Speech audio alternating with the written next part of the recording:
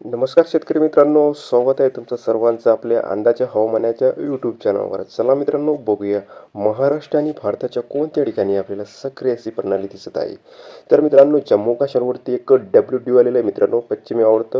तर आता जम्मू काश्मीर, अमरनाथ, केदारनाथ, उत्तराखंड, दिल्ली, हरियाणा या राज्यांमध्ये मुसळधार पावसाची शक्यता असणार मित्रांनो. तर एक बंगालच्या उपसागरात एक चक्रवात स्थिती होती मित्रांनो, ते आता उत्तर प्रदेशच्या राज्याकडे आहे. आणि आपण बघू शकता त्याच्या अवतीभोवती ढगाची दाटी वाढलेली आहे. आणि आपल्याला महाराष्ट्रात सुद्धा काल बऱ्यापैकी जिल्ह्यामध्ये चांगला असा पाऊस झालेला आहे. तुमच्या जिल्ह्यामध्ये पाऊस झाला असेल तर नक्की कमेंटमध्ये सांगा.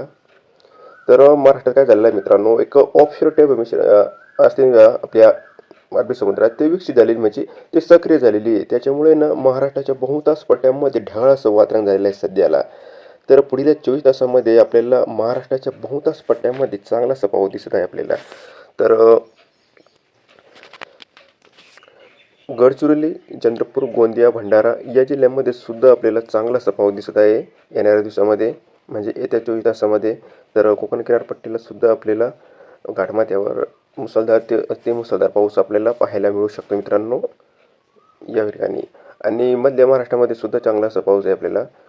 नाशिक, जळगाव नाही सॉरी धुळे, नंदुरबार, छत्रपती संभाजीनगर, जालना, अकोला, बुलढाणा, अमरावती, वाशिम, हिंगोली, यवतमाळ, वर्धा, नागपूरचे राहिलेले भाग या पट्ट्यांमध्ये सुद्धा आपल्याला हलक्या मध्यम तर तुरळक ठिकाणी जोरदार पाऊस आपल्याला पाहायला मिळणार मित्रांनो.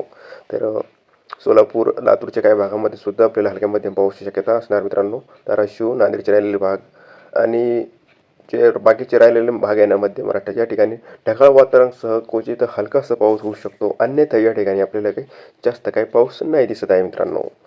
तर मित्रांनो, हा पाऊस कोकण किनारपट्टीला सध्या जास्त दिसत आहे आपल्याला. महाराष्ट्राच्या इतर भागामध्ये पावसाचं प्रमाण कमी असणार. तर सध्याकरता इतकंच. रोजची अपडेट बघण्यासाठी आपल्या चॅनलला सबस्क्राईब करून सोबत ते बेल आयकॉनला प्रेस केलेला अजिबात विसरू नका. धन्यवाद.